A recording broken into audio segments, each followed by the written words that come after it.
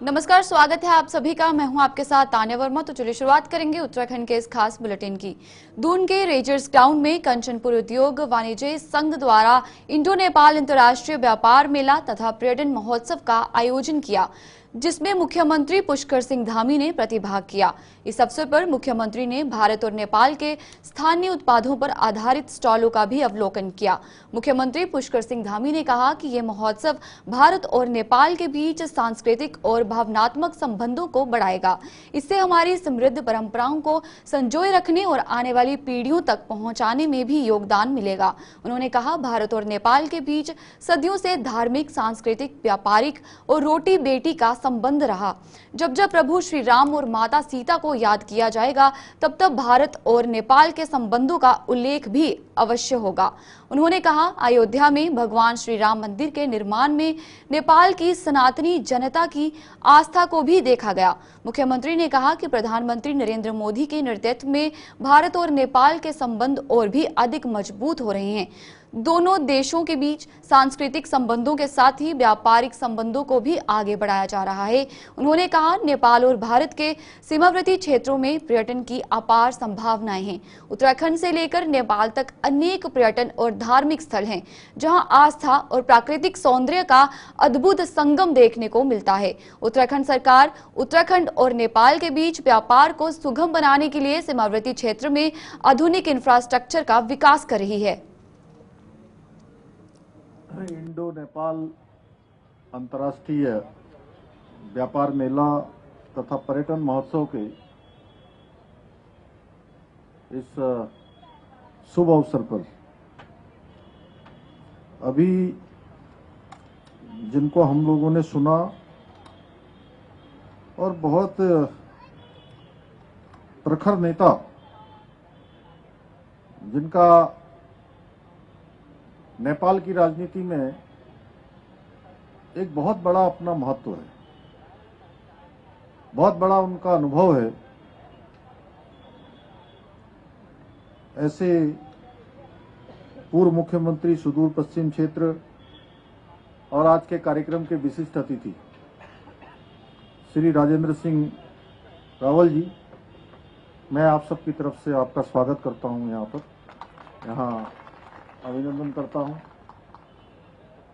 कि वास्तव में आपने आज अपने संबोधन से भारत, नेपाल, केदारखंड, मानसखंड, काली गंगा, गौरी गंगा, पूरे उसके महत्व को और हमारे रिश्तों को बहुत गहराई से यहां पर रेखांकित किया है। रोटी बेटी के संबंध, भावनाओं के संबंध, संस्कृति के संबंध हम सब लोगों के बीच में याद दिलाए, सबको यादें ताजा करी हैं। कार्यक्रम में जिन्होंने इस कार्यक्रम का पूरा आज यहां पर संयोजन किया है, आयोजन किया है, अध्यक्ष कंचनपुर उद्योग वाणिज्य संघ के अध्यक्ष श्री पीताम्बर जोशी जी, और ये विधानसभा क्षेत्र जहां पर ये कार्यक्रम हो रहा है, यहाँ के हमारे बहुत लोकप्रिय विधायक जिनका नेपाल से बड़ा संबंध है, एक शब्द उन्होंने नेपाली में बोला भी था अभी, आदरणीय खजानदास जी, दीवान सिंह बिष्ट जी सुदूर पश्चिम के सभा सदस्य विधायक, विक्रम सिंह धामी जी प्रदेश सभा सदस्य विधायक, श्री प्रकाश रावल जी प्रदेश सभा सदस्य, मधु देवी भारती जी माननीय विधायक, श्रीमती जानकी कुंवर जी माननीय विधायक, श्री टिकेंद्र भट्ट जी संविधान सभा सदस्य एमपी, श्री दुर्गादत्त बोरा जी जिला समन्वय समिति के प्रमुख, जंग बहादुर मल जी FNCIC के केंद्रीय अध्यक्ष, हमारे वहां सामने बैठे हुए श्री दान सिंह रावत जी हमारे चेयरमैन राज्य सहकारी बैंक उत्तराखंड, ज्योति कोटिया जी, संध्या जी हमारी दीदी, सब लोग यहाँ पर उपस्थित, मंच पर आसीन हमारे सभी अतिथि और इस कार्यक्रम में प्रतिभाग करने वाले सभी उपस्थित भाइयों एवं बहनों, मैं सबसे पहले कंचनपुर उद्योग वाणिज्य संघ तथा भारत और नेपाल। उत्तराखंड के मुख्यमंत्री पुष्कर सिंह धामी हरिद्वार दौरे पर रहे, जहां उन्होंने पतंजलि योग विश्वविद्यालय में आयोजित 62वें अखिल भारतीय शास्त्र उत्सव के समापन समारोह में प्रतिभाग किया और देश और विदेश से आए संस्कृत के विद्वान और विदुषियों को सम्मानित किया है। शास्त्र उत्सव केंद्रीय संस्कृत विश्वविद्यालय और पतंजलि विश्वविद्यालय के संयुक्त तत्वाधान में आयोजित किया गया था, जिसमें 1000 से अधिक विद्वान और विदेशियों ने भाग लेकर 3 से 30 शास्त्रों का स्मरण किया। इस मौके पर मीडिया से बात करते हुए पुष्कर सिंह धामी ने औरंगजेब को लेकर नागपुर में हुई हिंसक घटना पर कहा कि एक बहुत बड़ा वर्ग देश की आजादी के बाद से लगातार तुष्टीकरण करता रहा है, जो अब देश के सामने एक्सपोज हो गए हैं और ऐसे महान क्रांतिकारी थे जिन्होंने समाज के लिए, देश के लिए, धर्म के लिए अपना बलिदान दिया। उनको आगे लाने का काम प्रधानमंत्री नरेंद्र मोदी के कार्यकाल में हुआ है। इसके अलावा मुख्यमंत्री ने क्या कहा है, आइए देखते हैं। आज यहाँ पर केंद्रीय संस्कृत विश्वविद्यालय और पतंजलि विश्वविद्यालय के द्वारा 1000 से भी ज़्यादा पूरे देश के और विदेश के भी, यानी कहूँगा कि नेपाल से भी आए हुए हमारे संस्कृत के विद्वानों का यहाँ पर बहुत शानदार शास्त्रोत्सव का ये कार्यक्रम यहाँ पर किया गया। ये निश्चित रूप से जो हमारी सनातन संस्कृति है, सनातन परंपरा है, जो पहले भी थी है और हमेशा रहने वाली है, उस परंपरा के ध्वजवाहक हैं सब आने वाले। और देवभूमि उत्तराखंड में 2 दिनों तक इन्होंने अनेक प्रकार की प्रतियोगिताओं में यहाँ पर हिस्सा लिया है और निश्चित रूप से ये हमारी जो महान संस्कृति है, महान विरासत है, उस विरासत को ये नवोदित हमारे उदयमान हमारे छात्र छात्राएं आगे बढ़ाने का काम करेंगे और पूरे विश्व को हमारी जो परंपरा है, उस गौरवशाली परंपरा, उस परंपरा से परिचित करवाने का काम करेंगे। मैं केंद्रीय संस्कृत विश्वविद्यालय को और पतंजलि विश्वविद्यालय को अपनी ओर से बधाई देता हूँ। देखिए, देश के अंदर एक बहुत बड़ा वर्ग देश की आज़ादी के बाद से लगातार ही ये तुष्टीकरण करता रहा और वो तुष्टीकरण करने वाले अब देश के सामने एक्सपोज हो गए हैं और पूरा देश देख रहा है कि वो किस प्रकार की बातों को सही ठहराते रहे हैं, किस प्रकार से इतिहास पढ़ाते रहे हैं, किस प्रकार के लोगों का महिमा मंडन करते रहे हैं। और जो देश के सच्चे वीर थे, सपूत थे, ऐसे महान क्रांतिकारी थे जिन्होंने समाज के लिए, देश के लिए, धर्म के लिए अपने को बलिदान किया, अपने को स्वाहा किया, उन सबको अगर आगे लाने का काम किसी ने किया है तो ये कालखंड हमारे प्रधानमंत्री आदरणीय नरेंद्र मोदी जी के कालखंड में प्रारंभ हुआ है, जो अनवरत रूप से चलेगा और देश हमेशा जो है आप ऐसे बलिदानियों को, ऐसे क्रांतिकारियों को याद करेगा जिन्होंने समाज और देश के लिए अपने को लगाया है। सरकार के आदरणीय प्रधानमंत्री श्री नरेंद्र मोदी जी के मार्गदर्शन में और उनकी प्रेरणा से राज्य ने बहुत सारी उपलब्धियां प्राप्त की हैं। समान नागरिक संहिता का कानून हमने देवभूमि उत्तराखंड में आदरणीय प्रधानमंत्री जी के मार्गदर्शन में लागू किया है। हम सख्त एक भू कानून भी प्रदेश के अंदर लेकर आए हैं। इसके साथ साथ धर्मांतरण का कानून हो, नकल विरोधी कानून हो, ऐसे अनेक कानून हमने बनाए हैं जो राज्य के मूल अस्तित्व को बचाए रखने में बहुत महत्वपूर्ण सिद्ध होंगे। अवैध अतिक्रमण पर हमने कार्रवाई की है, हजारों एकड़ जमीन अवैध अतिक्रमण से हमने मुक्त करवाई है। अवैध रूप से अतिक्रमित रूप से चलने वाले मदरसों को हमने बंद करने की कार्रवाई की है। विकास के मामले में राज्य आज पूरे देश के अंदर 2024 के इंडेक्स में सतत विकास के लक्ष्यों को प्राप्त करने में देवभूमि उत्तराखंड पूरे देश में पहले स्थान पर आया है, पहले पायदान पर आया है। बेरोजगारी दर में हमने 4.4% की कमी लाकर जो राष्ट्रीय औसत है उसको भी पीछे छोड़ा है, उससे आगे गए हैं। हमने राष्ट्रीय खेलों का देवभूमि के अंदर आयोजन किया और 38वें राष्ट्रीय खेल अपने आप में एक शानदार अनुभव देश के खेल प्रेमियों के लिए रहे। वो सभी ब्रांड एम्बेसडर बनकर यहाँ से गए हैं और देवभूमि उत्तराखंड का कहीं ना कहीं वो मैं कहूँगा कि अपने अनुभव पूरे देश के अंदर रखेंगे। ऐसे अनेक नवाचारों को किया है, आगे नवाचार करेंगे विकास के मामले में। देखिए, अवैध मदरसे हों या अवैध अतिक्रमण हो, ये हमने पहले ही कहा कि देवभूमि में अवैध नाम की और अतिक्रमण नाम की कोई चीज़ किसी भी कीमत पर बर्दाश्त नहीं की जाएगी। ये हमारा विकल्प रहित संकल्प है कि जब तक ये पूरा नहीं होगा तब तक ये अभियान हमारा चलता रहेगा। देखिए, विपक्ष केवल और केवल विरोध के लिए और वोटों की तुष्टीकरण की राजनीति के लिए, मैं तो आप ही से पूछ रहा हूँ, क्या अवैध अतिक्रमण हटना चाहिए कि नहीं हटना चाहिए? अवैध मदरसे हटने चाहिए कि नहीं हटने चाहिए? भाई कोई भी, हम किसी को टारगेट भी नहीं कर रहे। कोई ये कह सकता हो किसी को टारगेट कर रहे हैं? 62वें अखिल भारतीय शास्त्रोत्सव के समापन समारोह पर योग गुरु बाबा रामदेव ने कहा कि उत्तराखंड देश की आध्यात्मिक राजधानी है और इसकी राजभाषा संस्कृत है। उन्होंने कहा कि संस्कृत विरासत को लेकर राज्य के मुख्यमंत्री पुष्कर सिंह धामी के विकास के प्रतिमान नए गढ़ रहे हैं।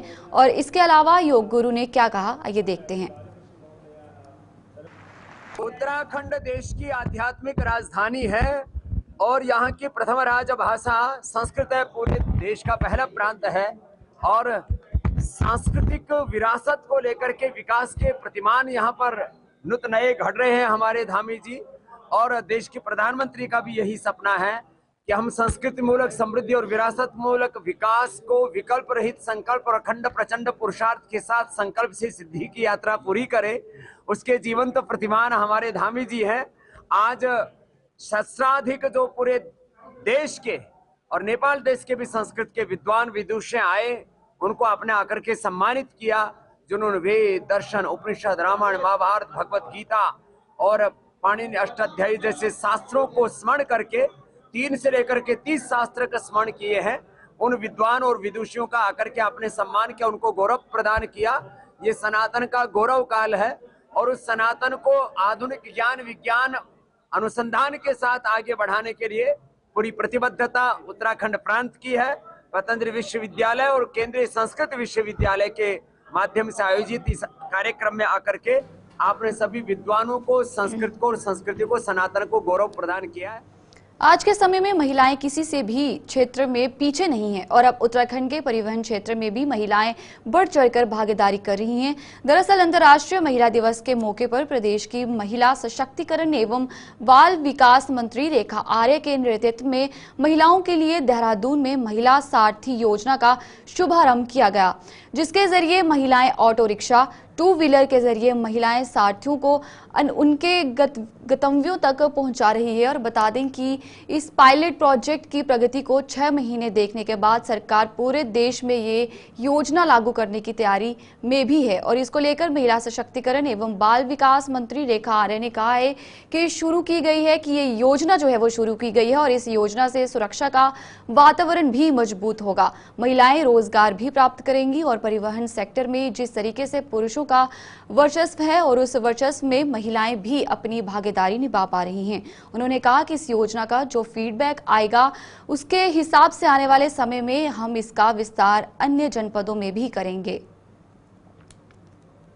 देखिए, जिस दिन 8 मार्च को अंतर्राष्ट्रीय महिला दिवस था, उसी दिन हम लोगों ने महिलाओं को एक योजना समर्पित करी, जिसकी एक पायलट प्रोजेक्ट के रूप में अपने देहरादून नगर निगम क्षेत्र की परिधि में ही इस योजना का अभी शुभारंभ किया गया है, जिसका नाम महिला सारथी योजना है। और महिला सारथी योजना में हमारी महिलाएं चाहे वो स्कूटी के माध्यम से हो, चाहे ऑटो के माध्यम से हो, चाहे वो 4 पहिए कार के माध्यम से हो, वो लगातार हमारी जो बालिकाएं होंगी, हमारी कॉलेज की लड़कियां होंगी अथवा हमारी महिलाएं होंगी, उनके निश्चित गंतव्य पर वो पहुंचाने का काम कर रही हैं। इससे एक सुरक्षा का वातावरण भी मजबूत होगा, इससे महिलाएं भी रोजगार प्राप्त करेंगी और इसमें जो पुरुषों का वर्चस्व परिवहन सेक्टर में है, वो वर्चस्व में भी महिलाएं अपनी भागीदारी निभा पा रही हैं। तो निश्चित रूप से अभी थोड़ी सी शुरुआत हुई है। ये शुरुआत का जो अच्छा फीडबैक आएगा, हम लोग इसका विस्तार आने वाले समय में अन्य जनपदों में भी करेंगे, लेकिन ये शुरुआती फेज में लोगों का बड़ा अच्छा इसमें फीडबैक अभी प्राप्त हो रहा है। निश्चित रूप से ये योजना भी अपने आप में एक महिलाओं की सुरक्षा के दृष्टिकोण से भी बहुत, मुझे लगता है कि अच्छी पहल है। कैबिनेट मंत्री गणेश जोशी ने मसूरी के गांधी चौक में राज्य योजना के तहत मोतीलाल नेहरू मार्ग पर 4 किलोमीटर लंबी सड़क के पुनर्निर्माण कार्य का शुभारंभ किया। इस योजना को 2 करोड़ 73 लाख की लागत से पूरा किया गया है। बताया जा रहा है कि 2,73,00,000 की लागत से पूरा किया जाएगा। गांधी चौक पर आयोजित कार्यक्रम में नगर पालिका अध्यक्षा मीरा सकलानी के साथ ही क्षेत्रीय सभासद और गणमान्य व्यक्ति मौजूद रहे। कैबिनेट मंत्री गणेश जोशी ने इस मौके पर कहा कि मसूरी में पर्यटन सीजन को ध्यान में रखते हुए यह कार्य किया जा रहा है ताकि पर्यटकों को किसी भी प्रकार की असुविधा ना हो। इस मौके पर नगर पालिका अध्यक्षा मीरा सकलानी ने कहा कि सीजन शुरू होने वाला है और जिसके चलते पहले चरण में मोतीलाल नेहरू मार्ग का निर्माण किया जा रहा है। उन्होंने कहा कि पर्यटन सीजन शुरू होने वाला है, ऐसे में पर्यटकों की सुविधाओं को देखते हुए शहर की सड़कों को दुरुस्त किया जा रहा है। लोक निर्माण विभाग के अधिशासी अभियंता जितेंद्र त्रिपाठी ने कहा कि 4 किलोमीटर लंबी इस सड़क का कार्य शीघ्र पूर्ण कर दिया जाएगा और इसके अलावा लोक निर्माण विभाग द्वारा अन्य सड़कों पर भी कार्य किया जा रहा है। मसूरी पहाड़ों की रानी है। रानी को सुंदर होना चाहिए और उसको सजाने संवारने का काम हमारी सरकार पूरी ईमानदारी से कर रही है। अभी आपने देखा होगा जॉर्ज एवरेस्ट को स्वरूप हमने बदला है, पूर्व में माल रोड को हमने ठीक किया था और आज मोतीलाल नेहरू मार्ग जो एक व्यस्तम मार्ग है जिसकी हालत बहुत दयनीय थी और क्योंकि टूरिस्ट सीजन शुरू होने वाला है, 1 महीने के अंदर टूरिस्ट भारी मात्रा में यहाँ पर आने वाला है, उसको देखते हुए उसका शुभारंभ हमने किया है। हॉट मिक्स का काम तो 15 दिन में खत्म हो जाएगा और 1 माह के अंदर नाली और जो शेष काम होगा वो काम पूरे होंगे और आगे भी जो मसूरी के बेहतर के लिए होगा हमारी सरकार करेगी। शीघ्र ही जो हमने ये पेयजल योजना यहाँ के लिए लाए हैं उसका लोकार्पण भी माननीय मुख्यमंत्री के कार्यक्रमों द्वारा होगा, क्योंकि आज मैं जब यहाँ के लोगों से बात करता हूँ, लोगों ने कहा कि साहब हमें पर्याप्त पानी मिल रहा है। इसके लिए मैं विशेषकर अनिल बलूनी जी का, जो हमारे राज्यसभा के सांसद थे उस समय, इस टाइम लोकसभा के सांसद है बॉडी के, उनके प्रयासों से मैं उसको कर पाया हूँ, उनका भी आभार। देखिए, आज ही शिलान्यास हो गया है, मोतीलाल नेहरू मार्ग का शिलान्यास हुआ है और शीघ्र ही और रोडों पे भी हम लोग काम शुरू करेंगे। लेकिन क्योंकि अब सीजन का टाइम है, अभी हम लोग नहीं चाहते हैं कि अभी सड़कों की खुदाई हो, इसीलिए ये जो मोतीलाल नेहरू मार्ग का जो शिलान्यास हुआ है, इस पे भी यही कोशिश रहेगी कि 15 से 20 दिन के बीच में ये काम कंप्लीट हो जाए ताकि जो सीजन का जो टाइम है उसमें किसी तरीके की कोई अड़चन ना आए, कोई जाम की स्थिति पैदा ना हो। देखिए, मंत्री जी तो वेंडर जोन के लिए शासन से पैसा लाने के लिए बिल्कुल तैयार हैं। हम लोग अभी जमीन का चयन कर रहे हैं कि मॉल रोड के अंदर देखें या मॉल रोड के बाहर देखें, जहां भी हमको उचित जमीन मिलेगी जहां पे हम लोग वेंडर जोन कर पाए, हम लोग तुरंत ही ये शासन को प्रस्ताव देंगे। हमारे पास फोर्स की कमी है और सड़कें इतनी संकरी है कि और ट्रैफिक इतना ज्यादा है कि उसको कंट्रोल करना थोड़ा मुश्किल हो रहा है। तो इसीलिए मैंने आज माननीय मंत्री से भी मांग करी है कि हमको फोर्स दी जाए ताकि हम ट्रैफिक को कंट्रोल कर पाए। कि 4 मुश्किल से 10 लोग हमारे पास हैं, 10 लोग कितना ट्रैफिक कंट्रोल कर पाएंगे। तो आज मांग की है और माननीय मंत्री जी इसका संज्ञान जरूर है। 4 किलोमीटर लंबी सड़क है, 2 करोड़ 73 लाख इसमें स्वीकृति प्राप्त हुई है और इस कार्य को आज प्रारंभ किया जा रहा है। 1 माह के अंदर सारे बिटुमिनस कार्य इसके पूर्ण कर दिए जाएंगे और जो छोटे मोटे कार्य अवशेष बचेंगे उन्हें शुरू कर दिया जाएगा। नहीं, इस रोड को खोदने का नहीं काम किया जाएगा, इस पर एक डीवीएम की और डीसी की 2 लेयर डाल करके इसका अमूल किया जाएगा। कई सड़कें जो भी हमारे मुख्य मार्ग हैं सभी लगभग ठीक कर दिए गए हैं। एक इसको स्वीकृति प्राप्ति भी कर दिया जाएगा। जिन कार्यों की स्वीकृति नहीं प्राप्त हुई है उसमें भी 15 दिनों के अंदर पैसे कार्य कर दिया जाएगा और एक एक करके सभी सड़कों को प्रायोरिटी पर लिया जा रहा है और इस बात की अपेक्षा आप कर सकते हैं जिससे भी सारी सड़कें ठीक कर दी जाएंगी। देखिए, वहाँ पर तकनीकी में परिवर्तन हुआ था, जब कार्य प्रारंभ किया गया तो वहाँ पर भौगोलिक स्थिति में और जियोलॉजिकल स्टेटस में परिवर्तन प्राप्त हुआ था। इसके आधार पर उसमें तकनीकी परिवर्तित की गई है और कार्य चल रहा है, इसको भी वर्षा काल से पूर्ण कर दिया गया है।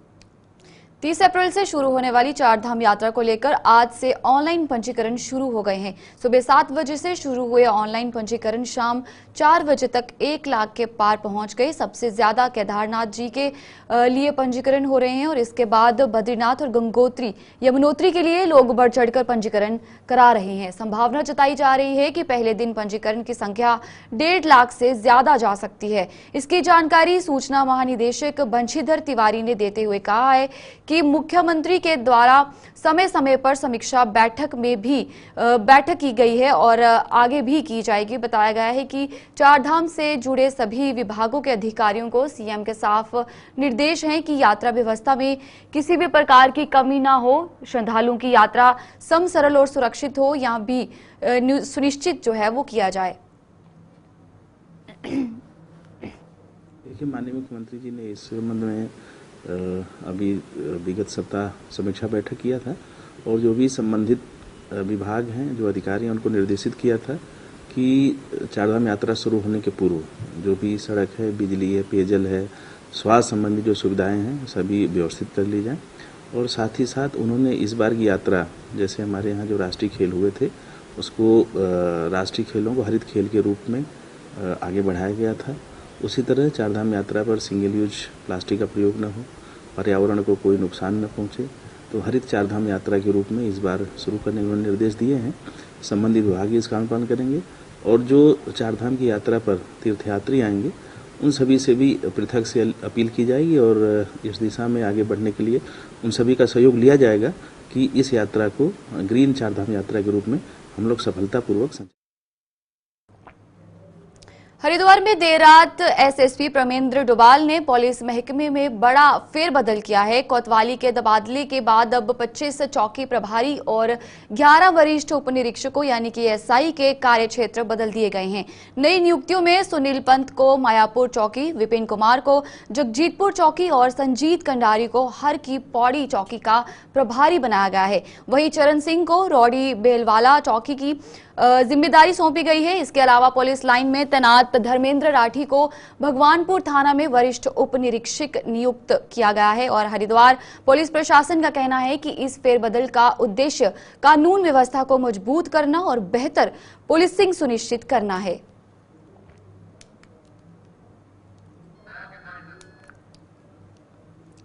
चलिए, उत्तराखंड के इस खास बुलेटिन में फिलहाल इतना ही। मुझे दीजिए इजाजत। नमस्कार।